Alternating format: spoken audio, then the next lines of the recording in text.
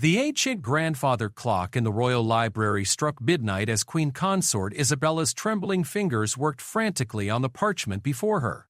The king lay dying 3 floors above, unaware that his most trusted companion was rewriting his legacy with a forged pen. Outside, storm clouds gathered over Ravencrest Palace, as if nature itself sensed the treachery unfolding within its walls. What Isabella didn't know was that Crown Prince Alexander had been watching her every move through the hidden passage his grandfather had shown him years ago, the same passage that would soon become her prison and his proof of the most shocking betrayal in the kingdom's 1,000-year history. Some secrets are worth killing for, others are worth dying to protect. But when the crown itself hangs in the balance, even blood ties mean nothing, and the thin line between loyalty and treason disappears like ink in water. The storm was just beginning. The marble corridors of Ravencrest Palace had never felt colder, despite the roaring fireplaces that lined every hall. Queen Consort Isabella Montclair pulled her silk robe tighter as she glided through the shadows, her bare feet making no sound against the polished stone. 3 months had passed since King Edmund's collapse during the Harvest Festival, and each day brought them closer to a reality she refused to accept. The physicians had been clear in their whispered consultations. The king's heart was failing, his lungs filling with fluid that no medicine could drain. They spoke in medical terms that meant nothing to her, but their eyes told the story she dreaded most. Her husband, the man who had lifted her from minor nobility to the heights of power, was dying. Isabella paused outside the oak doors of the royal library, listening for any sound within. The night guards wouldn't make their rounds for another hour, giving her precious time to complete what she had started weeks ago. Her heart hammered against her ribs as she turned the ornate brass handle and slipped inside. Moonlight streamed through the tall windows, casting silver patterns across rows of ancient books that held the wisdom of centuries. But Isabella wasn't interested in wisdom tonight. She moved directly to the mahogany desk where King Edmund conducted his private affairs, where he had signed treaties, pardoned prisoners, and most importantly, where he had recently updated his royal will. The document lay exactly where she had left it the night before, hidden beneath a stack of agricultural reports. Her hands shook as she unfolded the parchment, reading once again the words that would destroy everything she had worked for. In his careful script, Edmund had left the majority of his personal fortune and several key estates to Prince Alexander, his son from his first marriage. Isabella's own children, Prince Marcus and Princess Elena, were mentioned only briefly, receiving modest inheritances that would barely maintain their royal lifestyle. But it was the final paragraph that had driven Isabella to this desperate act. Edmund had named Alexander as sole executor of the royal treasury, giving him complete control over the crown's finances.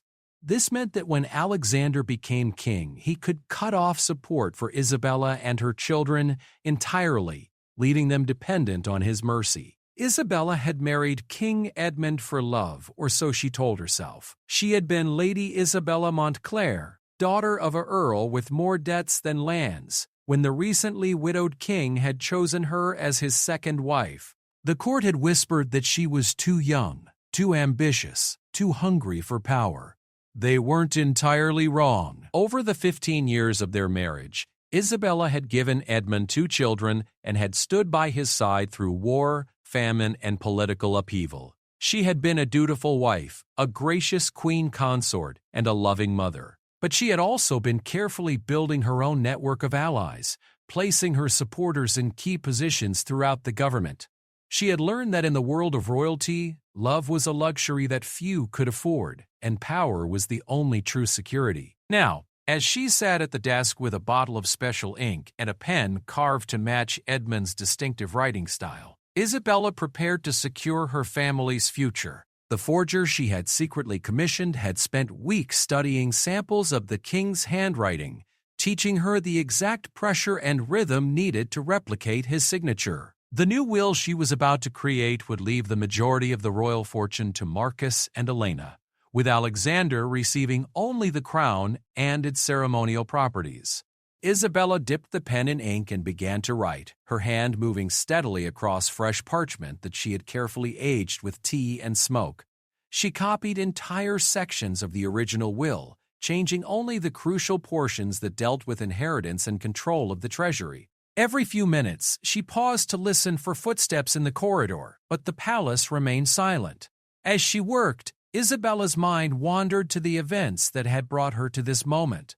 Alexander had never truly accepted her as his stepmother, despite her efforts to build a relationship with him. Even as a child, he had possessed an intensity that made her uncomfortable, as if he could see through her carefully constructed facade. Now, at 28, he was a formidable man, with his father's intelligence and his late mother's unwavering moral code. Isabella knew that Alexander would never forgive her for what she was about to do, but she consoled herself with the knowledge that he would still be king. He would have the crown, the palace, and the respect of the people. All she was taking was money, and money could always be earned back. At least, that's what she told herself as she continued to forge her husband's final wishes. The sound of rain against the library windows provided cover for the scratch of her pen against parchment. Isabella had chosen this night carefully, knowing that the storm would keep most of the staff indoors and muffle any sound she might make. She had also made sure that Alexander was occupied with military exercises in the kingdom's northern provinces, far from the palace and unaware of his father's deteriorating condition. As she neared the end of the document, Isabella allowed herself a moment of satisfaction. The forgery was perfect, indistinguishable from Edmund's actual handwriting. She had even managed to replicate the slight tremor that had developed in his hand since his illness began. When she was finished, she would destroy the original will and replace it with her creation. No one would ever know the difference. But as Isabella signed Edmund's name with a flourish, she failed to notice the soft scraping sound coming from behind one of the library's massive bookcases. Hidden in the wall was a narrow passage that connected the library to the royal chambers above, a secret route that had been built centuries ago to allow kings to access their private documents without being observed by courtiers or servants. Crown Prince Alexander had discovered this passage as a boy, when his grandfather, King Frederick, had shown him the hidden ways of the palace. It had been their secret, a bond between grandfather and grandson that Alexander treasured even after Frederick's death. Over the years, Alexander had used the passage occasionally, mostly to avoid tedious court ceremonies or to read in the library without interruption.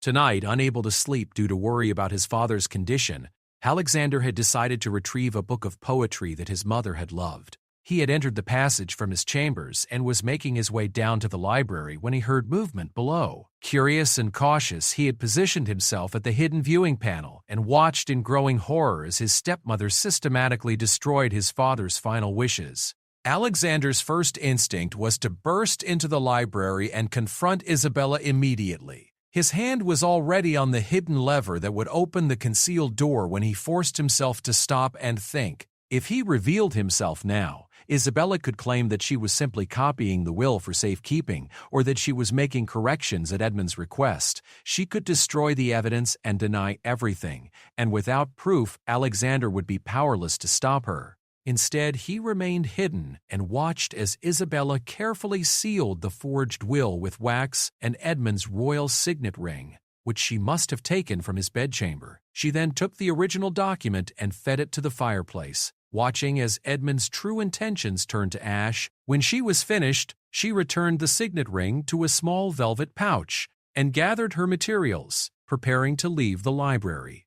Alexander waited until Isabella had been gone for several minutes before emerging from the passage. His mind raced as he considered his options.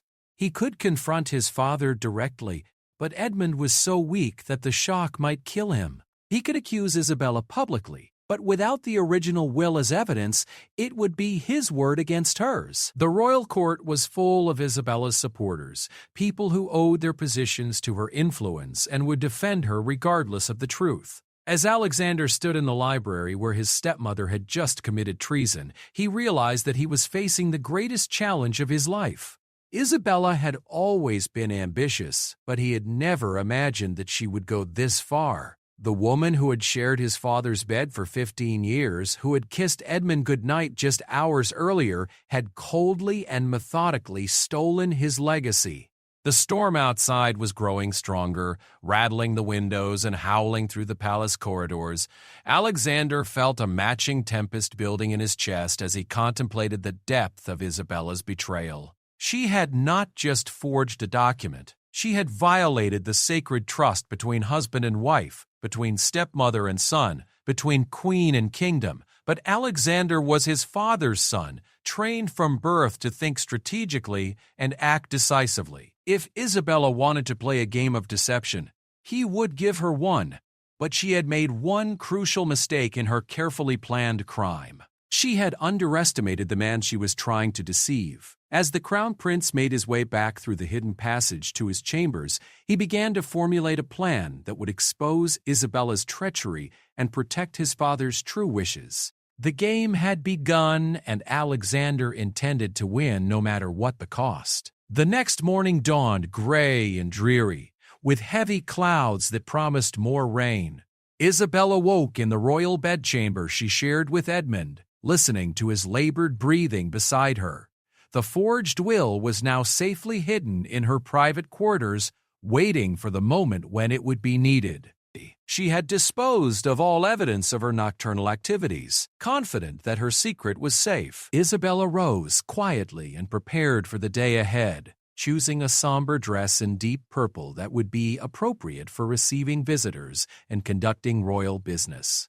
She had meetings scheduled with several ministers who were eager to discuss the kingdom's preparations for the inevitable transition of power. These men respected her counsel and would be valuable allies when the time came to read Edmund's will. As she applied powder to conceal the dark circles under her eyes, Isabella reflected on the necessity of what she had done. Her children deserved security, and she deserved recognition for the years of service she had given to the crown.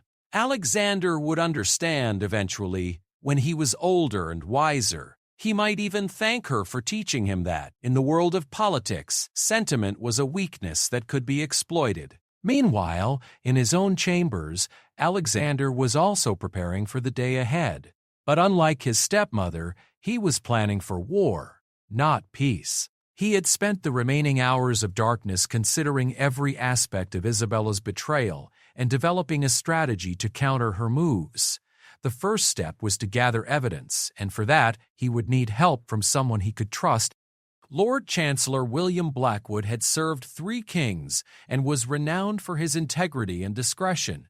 More importantly, he had been Alexander's tutor in law and statecraft, and the prince knew that Blackwood would be horrified by what Isabella had done. If anyone could help Alexander navigate the legal complexities of exposing a forged will, it would be the Lord Chancellor. Alexander dressed carefully in his military uniform, a reminder to all who saw him that he was not just a prince but a trained warrior who had proven himself in battle. The uniform also served another purpose.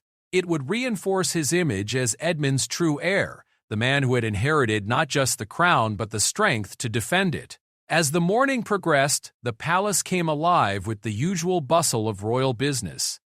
Servants hurried through the corridors carrying breakfast trays and messages, while courtiers gathered in small groups to whisper about the king's condition and speculate about the future. None of them suspected that the future of the kingdom had been decided in the dark hours of the previous night, or that a battle for the crown was about to begin. Isabella made her way to Edmund's bedside, where the royal physician was conducting his morning examination. Dr. Harrison looked grave as he listened to the king's chest and checked his pulse. When he finished, he drew Isabella aside and spoke in hushed tones. "Your Majesty, I'm afraid His Majesty's condition has deteriorated during the night. His breathing is more labored, and his heartbeat is increasingly irregular. I would estimate that he has perhaps days rather than weeks remaining." Isabella felt a genuine pang of grief at this news, mixed with relief that her dangerous work had been completed just in time. She thanked the doctor and promised to send word to Alexander, who needed to return from his military exercises immediately. As she watched Edmund's peaceful face, she wondered if he would ever know what she had done, and whether he would forgive her for it. But forgiveness was a luxury that Isabella could not afford to consider.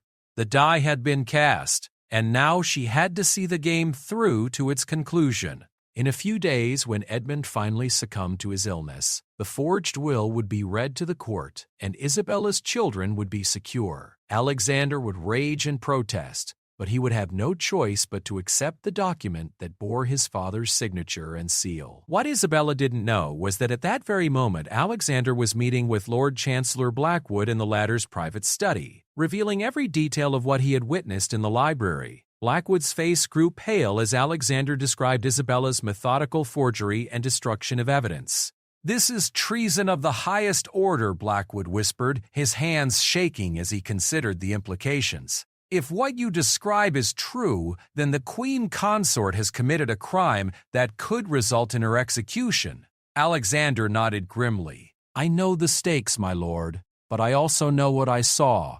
The question now is how we proceed. We need proof that will stand up in court, and we need to act quickly before my father's death makes the forged will legally binding." The two men spent the morning developing a plan that would require careful timing and absolute secrecy.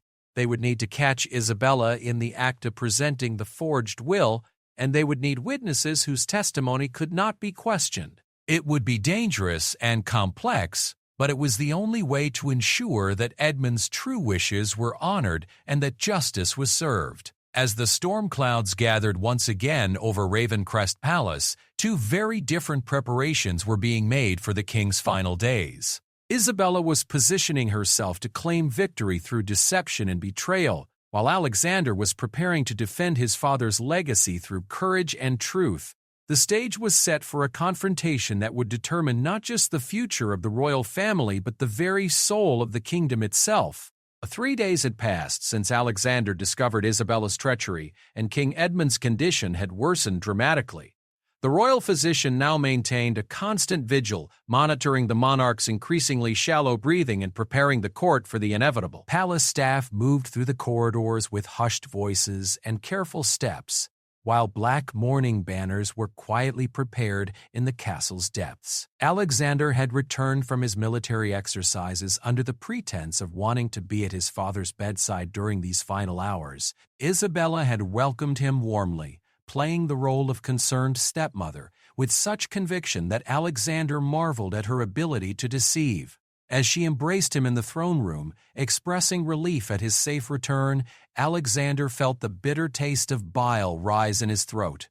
"Your father has been asking for you?" Isabella said, her eyes glistening with what appeared to be genuine tears.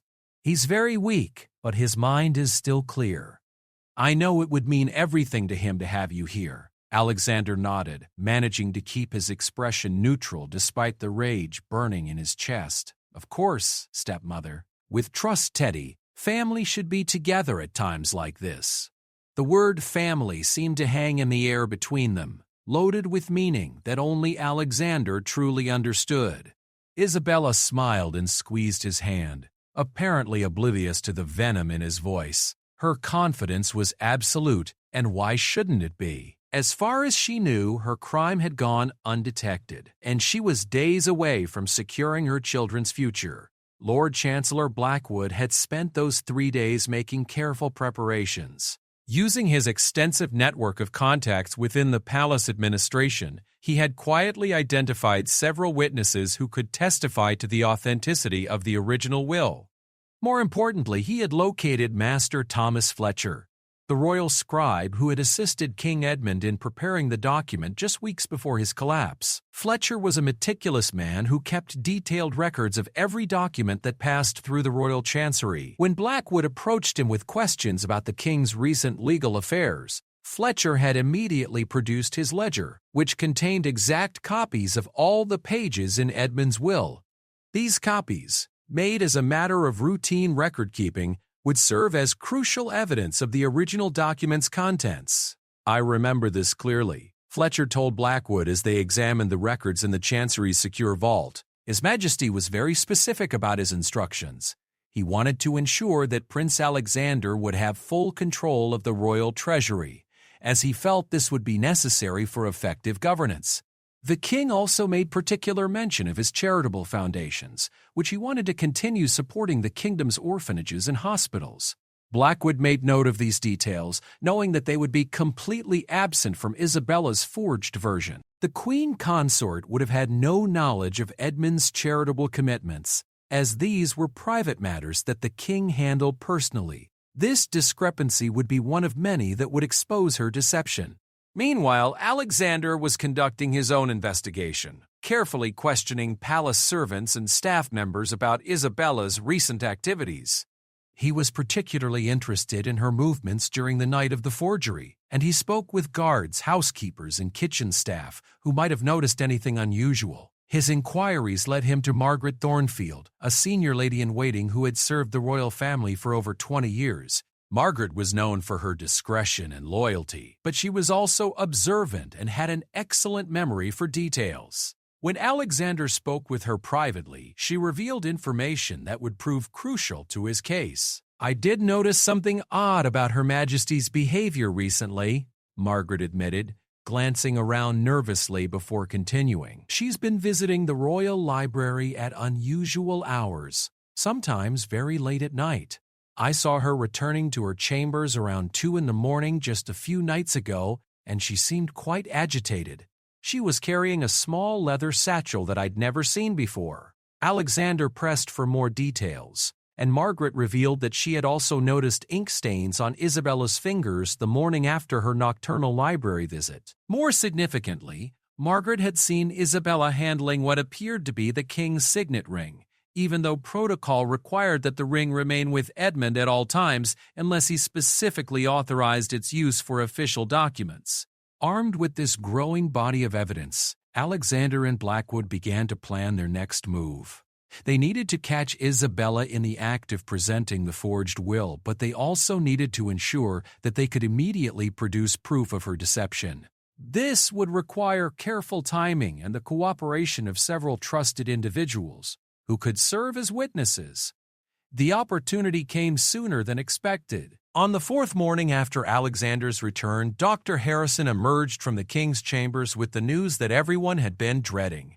Edmund had fallen into a deep coma during the night, and his vital signs were rapidly deteriorating. The doctor estimated that the king had hours rather than days remaining. Isabella received this news with appropriate gravity, immediately summoning the royal council for an emergency meeting.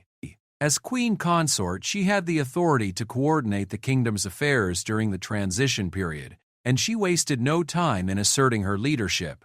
The council was informed that arrangements needed to be made for the reading of the king's will immediately following his death, as was traditional in the royal family. His Majesty's final wishes must be honored without delay, Isabella declared to the assembled ministers and nobles.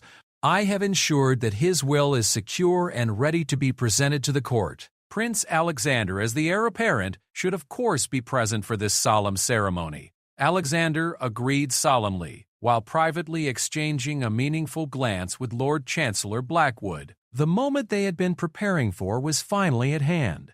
Isabella was walking directly into the trap they had carefully constructed, confident in her deception and unaware that her every move was being anticipated. The royal council spent the morning making arrangements for the formal ceremonies that would follow Edmund's death. Messengers were dispatched to notify foreign dignitaries and neighboring kingdoms, while the palace staff prepared for the influx of visitors who would arrive for the funeral. Through all of this activity, Isabella maintained her composure, playing the role of grieving widow and dutiful queen consort. But beneath her calm exterior, Isabella was experiencing a mixture of anticipation and anxiety that she struggled to conceal. The forged will was hidden in a secure location in her private chambers, waiting for the moment when it would be revealed to the court. She had rehearsed her reactions to the document's contents, preparing to show appropriate surprise at some of Edmund's bequests while gracefully accepting others.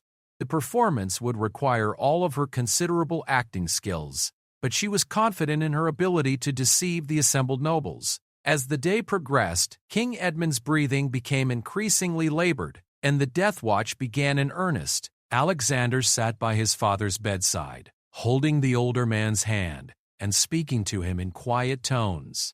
even though the doctors believed Edmund could no longer hear him. Isabella joined him periodically, maintaining the appearance of a united family during their darkest hour. "He was a good man and a great king," Isabella whispered to Alexander during one of these vigils.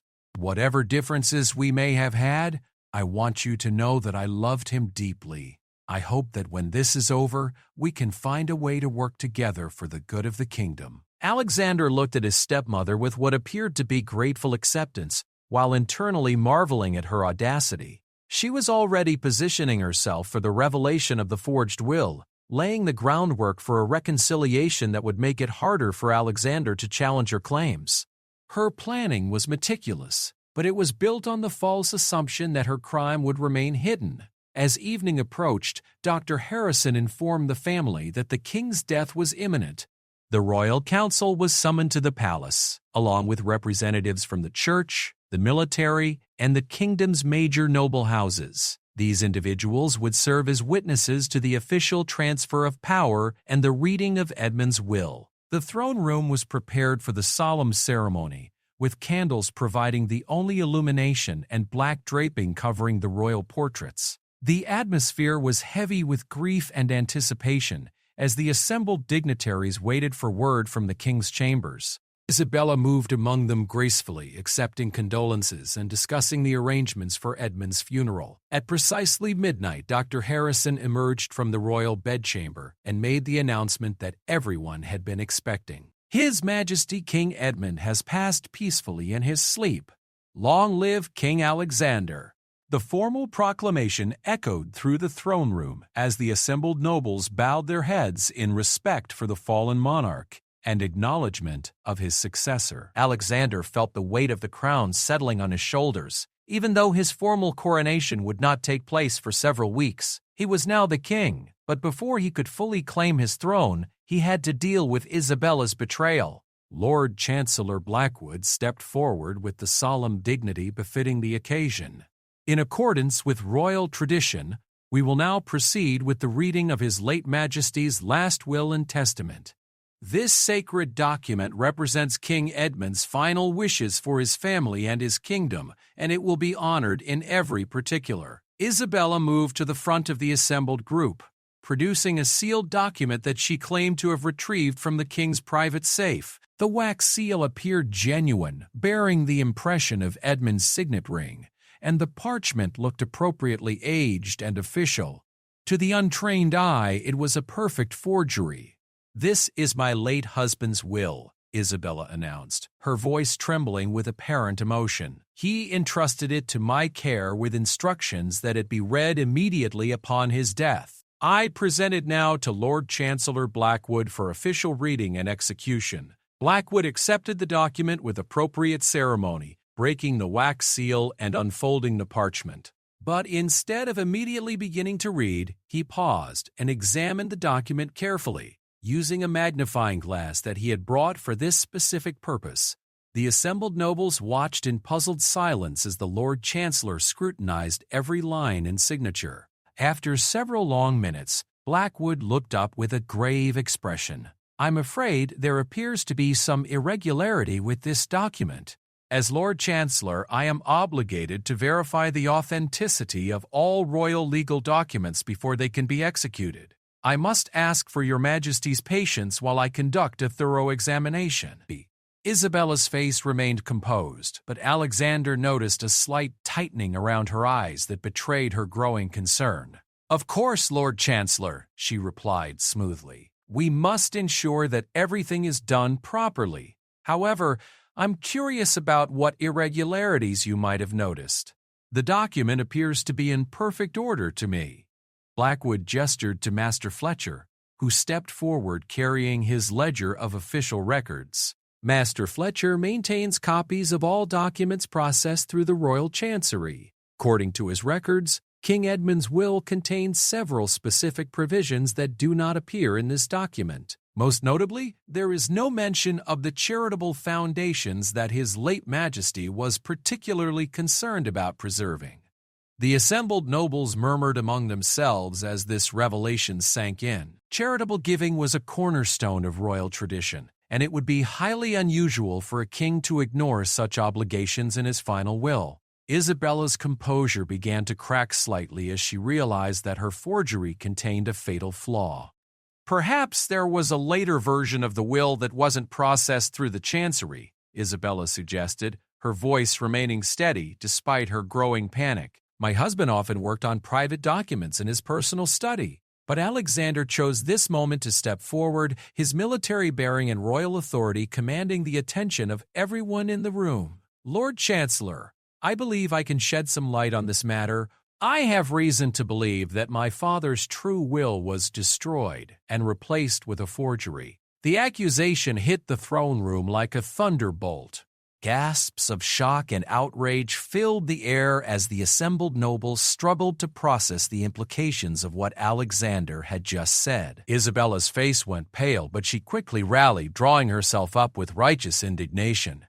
That is a serious and unfounded accusation, she declared, her voice rising with apparent anger.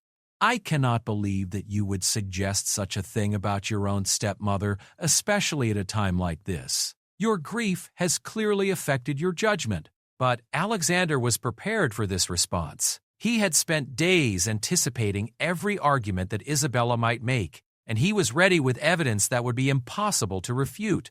The real confrontation was just beginning, and the stakes could not be higher. The throne room fell into tense silence as two members of the royal family faced each other across a chasm of betrayal and accusation. In the flickering candlelight, with King Edmund's body lying in state just rooms away, the future of the kingdom hung in the balance. Isabella had gambled everything on her ability to deceive the court, while Alexander had bet his crown on his determination to expose the truth. The game that had begun in the shadows of the royal library was now being played out before the most powerful people in the kingdom. Only one side could emerge victorious, and the loser would face consequences that extended far beyond mere political defeat. For Isabella, failure would mean disgrace, exile, or possibly even death. For Alexander, failure would mean the loss of his birthright and the destruction of his father's legacy. As the two adversaries stared at each other across the throne room, both knew that the next few minutes would determine not only their own fates, but the future of the royal line itself. The storm that had been brewing since that fateful night in the library was about to break with full force, and when it was over, nothing would ever be the same. The tension in the throne room was suffocating as Alexander faced his stepmother across the sea of shocked faces. The candles flickered in their sconces, casting dancing shadows that seemed to mirror the uncertainty gripping every person present. Isabella stood frozen for a moment, her carefully constructed world crumbling around her as she realized that her perfect crime was unraveling before the most important witnesses in the kingdom. Your Majesty, Lord Chancellor Blackwood said, addressing Alexander with the formal title that still felt strange to hear. These are grave accusations that require substantial proof. If you believe that a forgery has been perpetrated, you must present evidence that supports such a serious claim. Alexander nodded solemnly, having anticipated this moment for days. I understand the gravity of what I'm alleging, Lord Chancellor. I do not make these accusations lightly, nor without evidence to support them. I witnessed the forgery taking place with my own eyes. A collective gasp rose from the assembled nobles.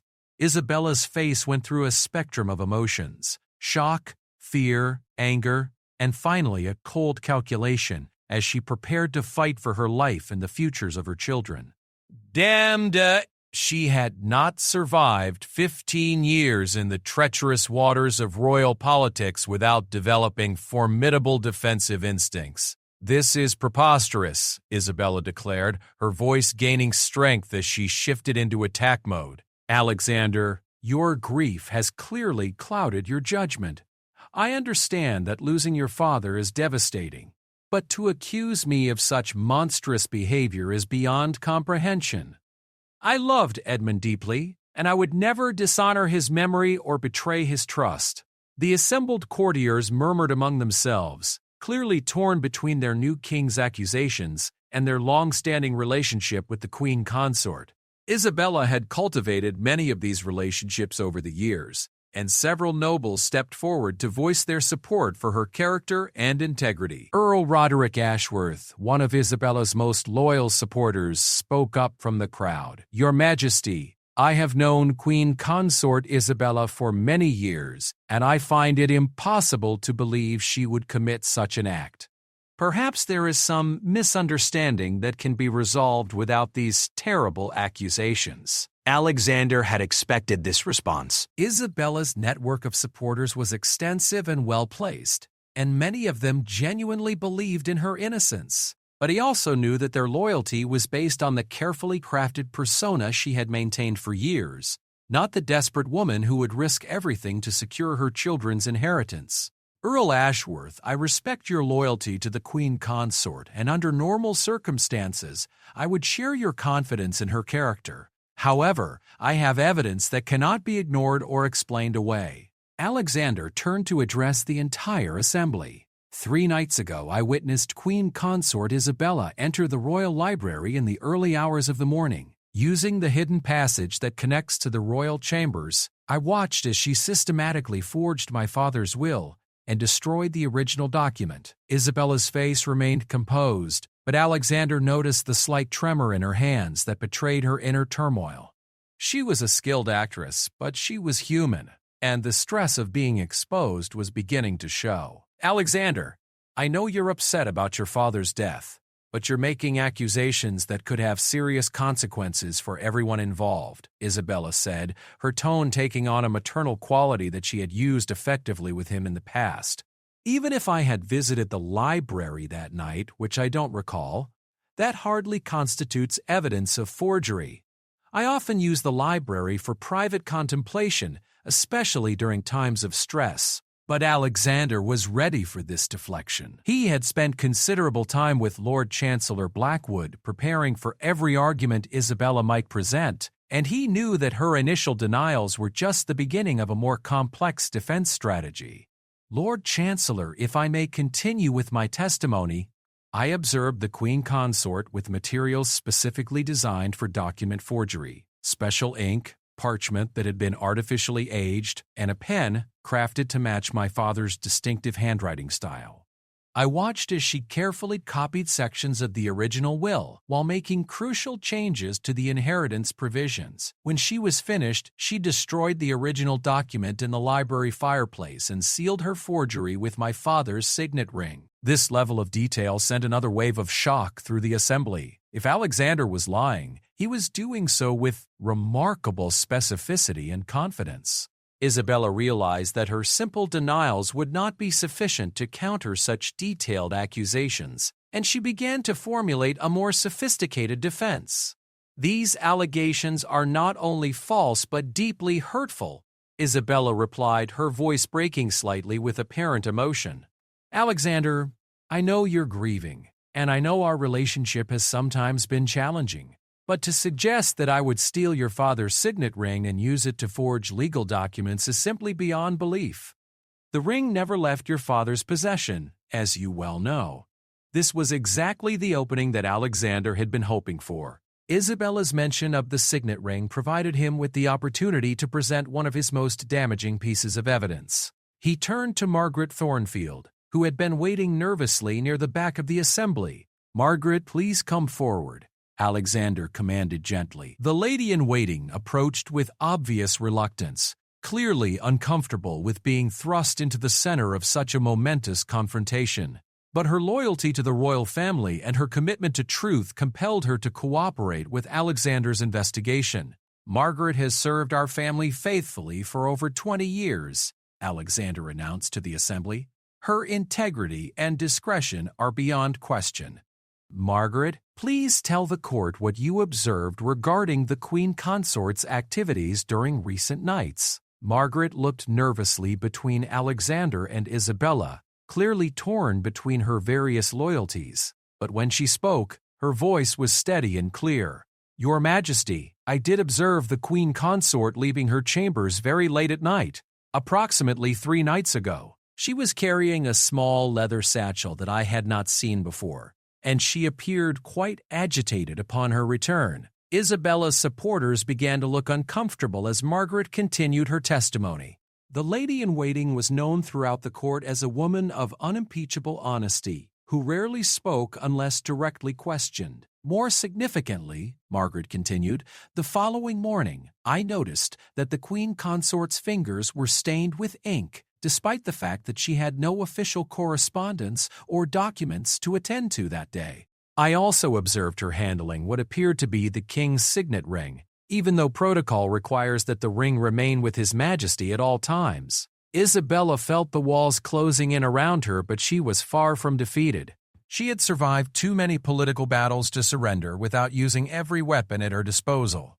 If Margaret's testimony was damaging, then Margaret's credibility had to be attacked. Margaret has always been jealous of my position and influence within the household, Isabella said coldly. She was passed over for promotion to head lady-in-waiting several years ago, and she has harbored resentment ever since. Her testimony is clearly motivated by personal animosity rather than any commitment to truth. This accusation caused Margaret to gasp in shock and hurt. The suggestion that she would lie about such serious matters struck at the very core of her professional integrity and personal honor. Several other servants and courtiers who knew Margaret began to murmur among themselves, clearly offended by Isabella's attack on the woman's character. But Alexander had anticipated this line of defense as well. Character assassination was a common tactic in royal politics, and he had prepared additional evidence that would be harder to dismiss. He nodded to Lord Chancellor Blackwood, who produced a small wooden box from beneath his robes. Lord Chancellor, would you please show the Assembly the evidence that Master Fletcher discovered during his investigation of the Royal Chancery records? Alexander requested. Blackwood opened the box to reveal several items that would prove crucial to the case against Isabella. The first was a small vial of specialized ink that had been found hidden in Isabella's private chambers during a discreet search conducted with Alexander's authorization. The second was a detailed comparison between the handwriting in the presented will and samples of King Edmund's authentic signature from various documents. Master Fletcher, would you please explain your findings to the court? Blackwood requested. The royal scribe stepped forward, carrying his analysis tools and wearing the serious expression of a man who understood the importance of his testimony. My lords and ladies, I have spent 30 years studying handwriting and document authentication for the royal court. When I examined the will presented by Queen Consort Isabella, I discovered several irregularities that suggest forgery. Master Fletcher spread out his materials on a table that had been brought forward for this purpose. Using his magnifying glass, he pointed to specific sections of the document while explaining his conclusions. First, the pressure and rhythm of the handwriting are inconsistent with King Edmund's natural style. His Majesty had developed a slight tremor in recent months due to his illness, but this tremor appears and disappears randomly throughout the document, suggesting that someone was attempting to replicate it without fully understanding its pattern. The assembled nobles leaned forward to examine the evidence, many of them familiar enough with royal documents to appreciate the technical aspects of Fletcher's analysis. Isabella remained outwardly composed, but Alexander could see the desperation growing in her eyes as the expert testimony continued. Second, Fletcher continued. Several of the legal phrases used in this will are archaic forms that King Edmund had not used in his recent documents. However, these same phrases appear in older wills and legal documents that are stored in the royal archives, suggesting that the forger used these historical documents as templates. Isabella realized that her careful research and preparation were actually working against her. In her effort to create an authentic-looking document, she had relied too heavily on older examples of royal wills, inadvertently creating anachronisms that betrayed the forgery. Finally, Fletcher concluded, the ink composition of this document does not match the special formulation used exclusively for royal documents.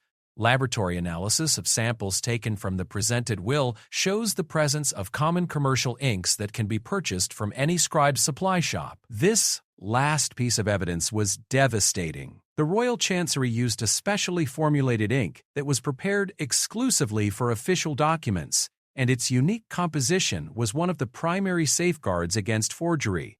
Isabella's use of commercial ink was like signing her name to a confession, but Isabella was not finished fighting. As the evidence mounted against her, she made a desperate decision to change her strategy entirely. If she could not deny the forgery, perhaps she could justify it by claiming that she was acting on Edmund's secret instructions. Even if there are irregularities in the document's preparation, Isabella said, her voice taking on a tone of wounded dignity, that does not mean that my actions were unauthorized or treasonous. King Edmund was very weak during his final weeks, and he was concerned that his original will did not adequately provide for Marcus and Elena. He asked me privately to make certain adjustments to ensure that all of his children would be properly cared for. This new defense strategy sent a murmur of uncertainty through the assembly.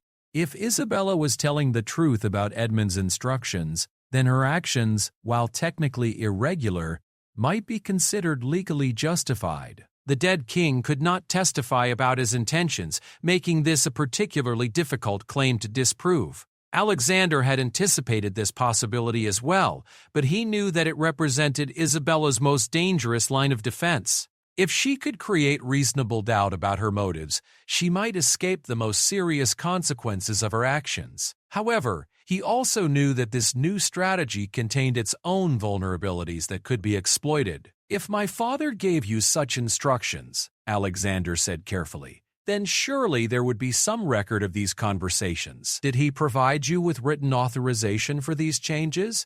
Did he discuss these modifications with Lord Chancellor Blackwood or any other legal advisors?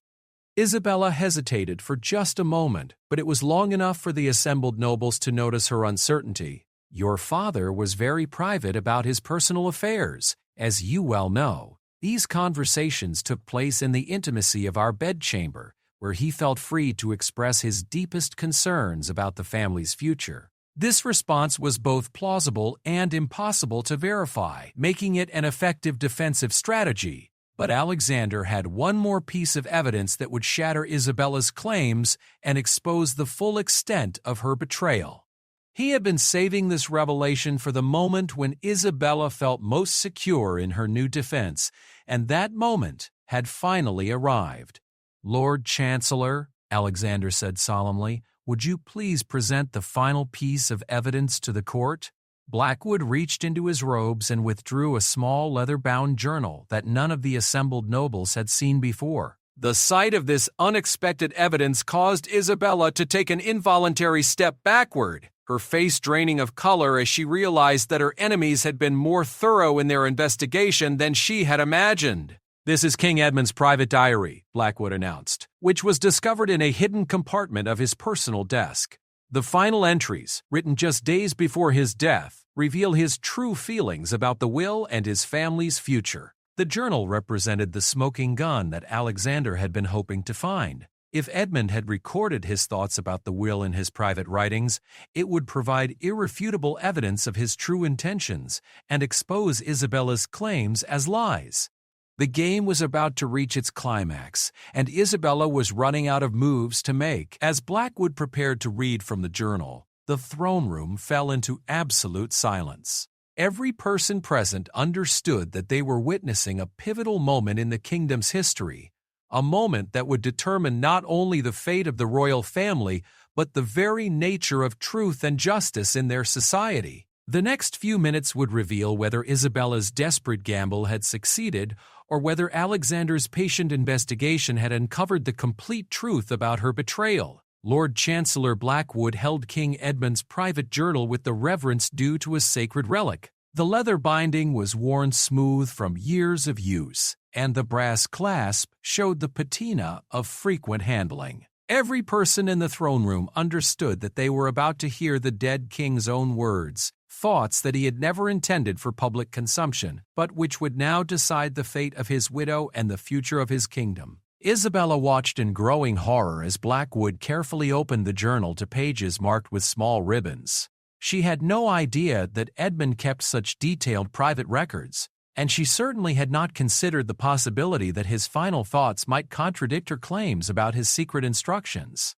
The confident facade she had maintained throughout the confrontation was finally beginning to crack under the weight of evidence she could never have anticipated. "Your Majesty, my lords and ladies," Blackwood began solemnly, "I will read from King Edmund's final entries, written during the last week of his life. These passages deal specifically with his concerns about his will and his family's future." The Lord Chancellor adjusted his spectacles and began to read in a clear, measured voice that carried to every corner of the throne room. The first entry was dated just 5 days before Edmund's death, when his illness had already progressed to a critical stage. "The 23rd day of October, in the year of our Lord, my strength continues to fail, but my mind remains clear enough to contemplate the legacy I will leave behind. I have given much thought to my will and the provisions I have made for my family. Alexander will inherit the crown and the responsibilities that come with it, but I am confident that he has the strength and wisdom to bear this burden. The treasury and estates I have left to him will provide the resources he needs to govern effectively." The words hit Isabella like physical blows. Edmund's private thoughts directly contradicted her claims about his concerns for Marcus and Elena's inheritance. But Blackwood was not finished reading, and the next passage would prove even more damaging to her defense.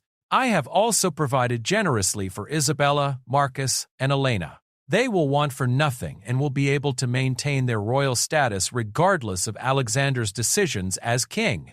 I have included specific provisions for the continuation of my charitable works, as these represent some of my most important achievements as a monarch. The orphanages and hospitals that bear the royal seal must continue to receive support, as this is both a moral obligation and a sacred trust." Several nobles in the assembly nodded approvingly at this passage, recognizing the wisdom of Edmund's provisions and the care he had taken to balance the needs of his immediate family with his broader responsibilities to the kingdom.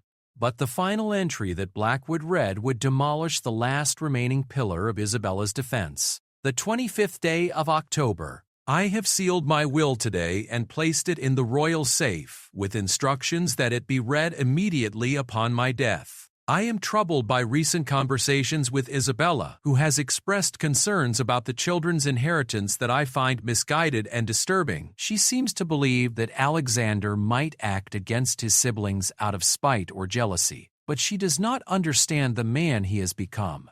I have raised Alexander to honor family obligations and to govern with justice, not petty revenge. I pray that Isabella will come to trust in his character as I do, and that she will not allow her fears to drive her to actions that would dishonor our family's name." The final sentence struck the assembly like a thunderclap. Edmund had not only failed to give Isabella instructions to modify his will, he had actively worried about her potential actions and had attempted to reassure her that such steps would be unnecessary. The dead king's own words had destroyed her defense and exposed the full extent of her deception. Isabella stood frozen in place, her face pale and her hands trembling as the implications of the journal entries sank in. She had gambled everything on her ability to claim Edmund's posthumous authorization for her actions, but his private writings had revealed her claims to be lies. There was no longer any plausible way to justify what she had done, and the assembled nobles were beginning to look at her with expressions of shock, disappointment, and growing anger.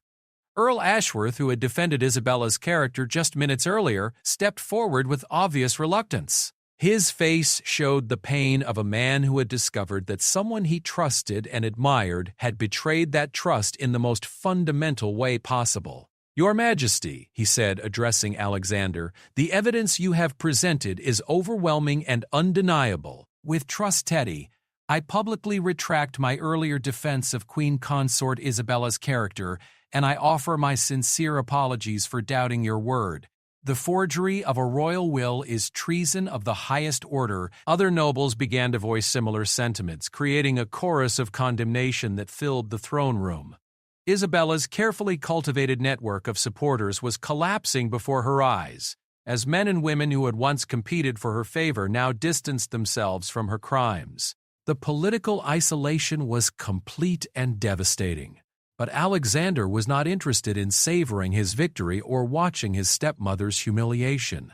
The evidence had served its purpose, and now it was time to address the practical consequences of Isabella's actions. The kingdom needed stability and closure, not prolonged recriminations or public spectacles of revenge. "Lord Chancellor," Alexander said formally, "what are the legal consequences for the crimes that have been exposed here tonight?" Blackwood consulted a thick volume of royal law that an aide had brought forward for reference. The assembled nobles waited in tense silence as he reviewed the relevant statutes, knowing that Isabella's fate hung in the balance of legal precedents that dated back centuries. "Your Majesty, the forgery of royal documents carries a penalty of death or exile at the discretion of the crown. The theft and unauthorized use of the royal seal is also a capital offense. However, there are mitigating factors that the court may consider, including the perpetrator's previous service to the crown and the circumstances that motivated the crimes." The mention of possible death sentences caused several people in the assembly to gasp audibly. While everyone understood that Isabella had committed serious crimes, the reality of such severe punishment brought home the gravity of what had transpired. Alexander noted the reactions carefully, knowing that his response to Isabella's betrayal would be remembered for generations and would help define his character as a king. Isabella finally found her voice, though it was barely above a whisper. "Alexander, I know that what I have done is unforgivable, but I'd beg you to consider the circumstances that drove me to such desperate measures. I was terrified that Marcus and Elena would suffer for the circumstances of their birth, that they would be treated as lesser members of the royal family because they were not your blood siblings. This appeal to family loyalty and maternal instinct represented Isabella's final desperate attempt to save herself from the consequences of her actions. She was no longer trying to deny her guilt or justify her crimes. Instead, she was throwing herself on Alexander's mercy and hoping that some remnant of familial affection might spare her from the ultimate punishment.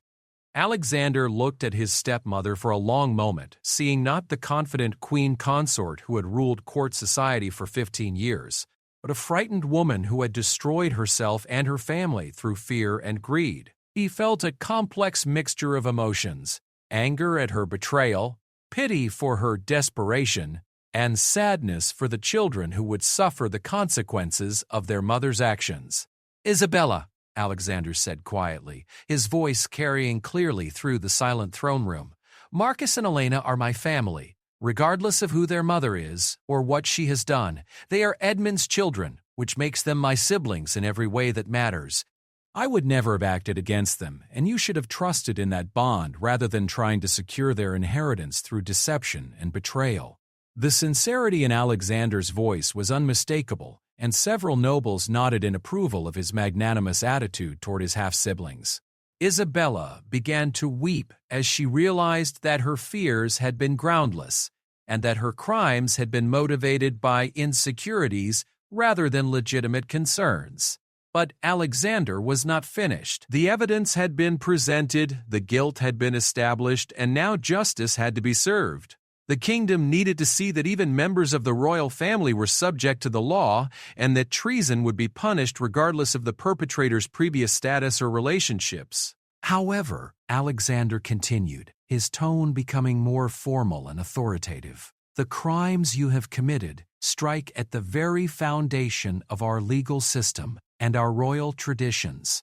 The forgery of my father's will was not just a theft of property. It was an attack on the sacred trust that binds our family to the people we serve. Such actions cannot be overlooked or excused, regardless of the motivations behind them." Isabella understood that her fate was being decided, and she straightened her shoulders with some of the dignity that had once made her a formidable queen consort. If she was going to face punishment, she would do so with whatever grace she could manage. "Lord Chancellor," Alexander commanded, "I hereby order that Queen Consort Isabella be stripped of all royal titles and privileges, effective immediately. She is banished from the kingdom in perpetual exile, with the understanding that any attempt to return will result in immediate execution. With trust Teddy, she will be allowed to take personal possessions of reasonable value, but will forfeit all claims to royal property or income." The sentence was severe, but not as harsh as many in the assembly had expected. By choosing exile over execution, Alexander had demonstrated both justice and mercy. satisfying the need for punishment while avoiding the bloody spectacle of executing a member of the royal family. The decision would be seen as wise and measured, reflecting well on his judgment as the new king. Isabella received the sentence with a mixture of relief and devastation. Exile meant the loss of everything she had worked for over the past 15 years: her status, her power, her home, and most painfully, her children. Marcus and Elena would remain at court under Alexander's protection, but Isabella would be forbidden from seeing them or communicating with them. "Thank you for your mercy, your majesty," Isabella whispered, understanding that Alexander could have ordered her death and would have been legally justified in doing so. "I will spend the rest of my life regretting the choices that brought me to this moment, but the night's revelations were not yet complete." Alexander had one more announcement to make, one that would demonstrate his commitment to healing the wounds that Isabella's betrayal had created within the royal family. "Before we conclude these proceedings," Alexander declared, "I want to address the question of my siblings' inheritance. While the forged will cannot be honored, I intend to voluntarily redistribute a significant portion of my father's estate to ensure that Marcus and Elena are provided for generously. They are innocent of their mother's crimes, and they should not suffer for her mistakes." This unexpected announcement caused a stir of approval throughout the assembly. By voluntarily sharing his inheritance with his half-siblings, Alexander was demonstrating the exact generosity and family loyalty that Edmund had predicted in his journal. The gesture would go a long way toward healing the divisions that Isabella's actions had created and establishing Alexander as a king who valued justice and family bonds over personal gain. Lord Chancellor Blackwood stepped forward to make the formal pronouncements that would conclude the evening's dramatic proceedings. Guards were summoned to escort Isabella to secure quarters where she would remain until arrangements could be made for her exile. The forged will was officially declared null and void, while Master Fletcher's copy of the original document was certified as the authentic expression of Edmund's final wishes. As the assembly began to disperse, the weight of what had transpired settled over everyone present. They had witnessed the exposure of treason at the highest levels of government, the fall of a queen consort, and the first major decisions of their new king. The story would be told and retold throughout the kingdom for generations, serving as both a cautionary tale about the corrupting power of fear and greed and an inspiring example of how truth and justice could prevail even against the most sophisticated deceptions. Isabella was led away by the guards, her head held high but her future in ruins. As she passed Alexander, she paused for a moment and spoke words that only he could hear. "Take care of them," she whispered, referring to Marcus and Elena. "They are good children who deserve better than the mother they were given." Alexander nodded solemnly, understanding that despite everything Isabella had done, her love for her children was genuine. He would honor that love by ensuring that Marcus and Elena grew up knowing they were valued members of the royal family, regardless of the circumstances that had led to their mother's disgrace. The throne room gradually emptied as the nobles returned to their homes and quarters, each carrying with them the memory of one of the most extraordinary nights in the kingdom's long history. The storm that had begun with Isabella's desperate midnight forgery had finally passed, but its effects would reshape the royal family and the kingdom for years to come. 6 months had passed since the night of revelations that changed the kingdom forever. The great hall of Ravencrest Palace buzzed with activity as preparations continued for King Alexander's coronation ceremony, scheduled for the following week. The event would mark not only his official ascension to the throne, but also the beginning of a new era for the royal family and the kingdom they served. Alexander stood at the tall windows of his private study, watching the bustling courtyard below, where servants and craftsmen worked to transform the palace grounds into a venue worthy of such a momentous occasion. Banners bearing the royal coat of arms fluttered in the spring breeze, and the sound of hammers and saws echoed off the ancient stone walls as temporary pavilions rose to accommodate the hundreds of dignitaries who would attend the ceremony. The past months had been a period of intense learning and growth for the new king. Without the formal coronation ceremony, Alexander had been ruling in a transitional capacity, making decisions and establishing policies while the kingdom adjusted to the change in leadership. The challenges had been numerous and complex, from addressing the political fallout from Isabella's exile to managing the economic pressures that always accompanied a change in monarchy. Lord Chancellor Blackwood knocked softly on the study door before entering with his daily briefing materials. The older man had become Alexander's most trusted advisor during the transition period, providing both legal guidance and practical wisdom drawn from decades of royal service. Their relationship had deepened beyond mere professional courtesy into something approaching genuine friendship, forged in the crucible of the crisis that had exposed Isabella's betrayal.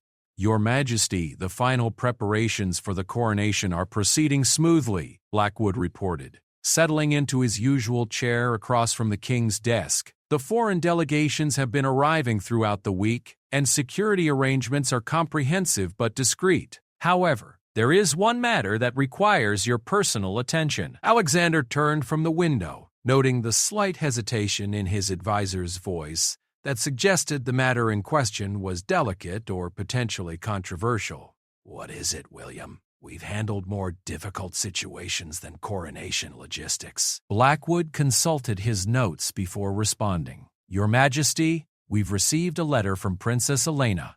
She is requesting permission to write to her mother." The mention of Isabella's name still had the power to create tension in the room even after all these months. Alexander had deliberately avoided discussing his exiled stepmother except when absolutely necessary, focusing instead on the practical work of governing and the care of her children. Marcus and Elena had adjusted to their new circumstances with remarkable resilience, but Alexander knew that they still grieved for their mother, despite understanding the necessity of her punishment.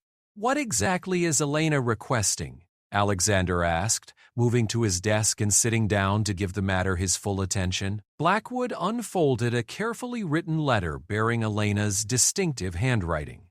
The young princess had always been articulate beyond her years, but the formal tone of her correspondence showed how much she had matured in the months since her mother's exile. "She wishes to send a letter to inform Isabella about her upcoming betrothal to Prince James of Westmarch," Blackwood explained. "The princess feels that her mother should know about this important development in her life, despite the circumstances of their separation." Alexander leaned back in his chair, considering the implications of Elena's request. The betrothal itself was excellent news. Prince James was intelligent, well-educated, and from a family that had strong ties to their kingdom. The alliance would bring both political and economic benefits, and more importantly, Elena seemed genuinely fond of her future husband. She deserved to share this happiness with her mother, but any communication with Isabella carried potential risks. "What are your thoughts on the matter?" Alexander asked, valuing Blackwood's counsel on such delicate issues. The Lord Chancellor chose his words carefully. "Your Majesty, from a purely legal standpoint, there is nothing that prevents Princess Elena from corresponding with her mother. The exile decree forbids Isabella from returning to the kingdom or holding any official position, but it does not prohibit family members from maintaining limited contact with her." Alexander nodded, understanding the legal distinction but knowing that political considerations were often more important than strict legal interpretations. "And from a practical standpoint, that is more complex," Blackwood admitted. "Allowing communication could be seen as the first step toward softening Isabella's punishment, which might encourage her supporters to lobby for further concessions. However, completely severing family ties could be viewed as unnecessarily cruel, particularly since the children were innocent of their mother's crimes." Alexander rose from his chair and walked to a portrait of King Edmund that hung on the study wall. His father's painted eyes seemed to watch him with the same mixture of wisdom and compassion that Alexander remembered from their private conversations. He found himself wondering what Edmund would have done in this situation, how he would have balanced justice with mercy. "There's another consideration," Alexander said thoughtfully. "Elena and Marcus need to understand that their family bonds survive even the most difficult circumstances. If I forbid all contact with Isabella, I risk creating resentment that could fester for years and potentially destabilize their loyalty to the crown." Blackwood nodded approvingly at this analysis. "Your Majesty demonstrates the same wisdom that made your father such an effective ruler. Family loyalty and political stability are not always opposing forces. Sometimes they can be mutually reinforcing." Alexander made his decision, I will allow Elena to send the letter, but with certain conditions. All correspondence must be reviewed by your office before being sent, and any responses from Isabella must be similarly screened. The communications should focus on personal matters rather than politics, and they should not include any information about court affairs or government business. Those seem like reasonable precautions, Blackwood agreed. Should I prepare a formal protocol for future correspondence requests? Yes, but keep it flexible enough to address different situations as they arise. I suspect that Marcus may also want to write to his mother eventually, and we should be prepared for that possibility. Their conversation was interrupted by a soft knock on the door. A page entered and announced that Princess Elena was requesting an audience with the king. Alexander smiled, suspecting that the timing was not coincidental. Elena had likely been waiting for news about her letter request and had come to hear his decision personally. "Send her in," Alexander instructed, and a few moments later his half-sister entered the study with the graceful bearing that had been trained into her since childhood. Elena had grown from a somewhat shy child into a poised young woman who carried herself with quiet dignity. Her resemblance to Isabella was unmistakable, but she had inherited Edmund's thoughtful nature and Alexander's sense of justice. At 17, she was old enough to understand the complexities of her family's situation and mature enough to handle the responsibilities that came with royal birth. "Your Majesty," Elena said formally, offering a perfect curtsy that acknowledged Alexander's royal authority while maintaining the warmth of their sibling relationship. "Elena, please sit down," Alexander said warmly, gesturing to the chair beside Blackwood. "Lord Chancellor Blackwood has just been discussing your letter request with me." Elena's expression remained carefully composed, but Alexander could see the tension in her shoulders and the way her hands clasped tightly in her lap. Despite her royal training, she was still a young woman who missed her mother and wanted to share important news with her. "I understand if you cannot allow it," Elena said carefully. "I know that Mother's actions created a difficult situation for everyone, and I don't want to cause additional problems for the crown or the kingdom." Alexander was struck by the maturity of Elena's response and the way she prioritized the kingdom's welfare even when discussing her personal desires. Isabella had raised her children well, despite her own moral failings, and they had somehow emerged from the scandal with their characters intact. "Elena, I've decided to approve your request with some conditions that Lord Chancellor Blackwood will explain to you. But before we discuss the practical details, I want you to understand my reasoning." Elena leaned forward slightly, eager to hear what her brother had decided. "Your relationship with your mother is separate from the crimes she committed against the crown," Alexander continued. "While Isabella must face the consequences of her actions, that doesn't mean that you and Marcus should be permanently severed from her. Family bonds are important, and I don't want my decisions as king to destroy relationships that can be maintained safely."